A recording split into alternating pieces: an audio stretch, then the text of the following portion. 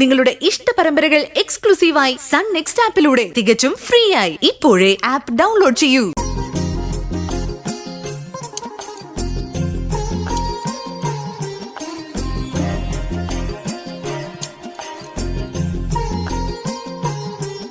വേഗം കഴിക്കും മോനെ.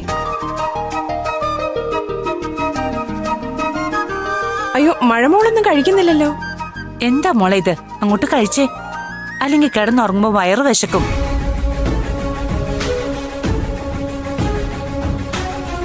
ഇതെന്താ പിണക്കത്തിന്റെ ലക്ഷണമാണല്ലോ. മുഖമൊന്ന് വീർപ്പിച്ച് കെട്ടിയിട്ടുണ്ട്.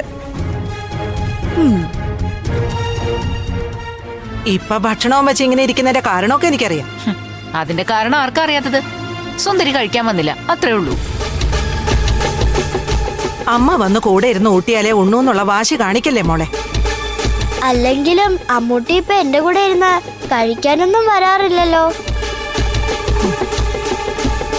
ആദി എപ്പോഴും പറയും വീട്ടിൽ ചെന്ന ആദിക്ക് ഭക്ഷണം വാരിക്കൊടുക്കുന്നത് അവന്റെ അച്ഛനാണെന്ന്.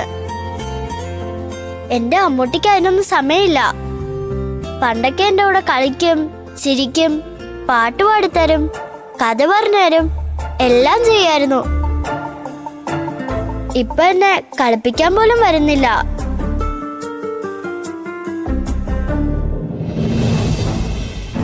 അമ്മൂട്ടി എനിക്ക് ചോറ് വാരി തന്നിട്ട് എത്ര ദിവസമായെന്നറിയോ?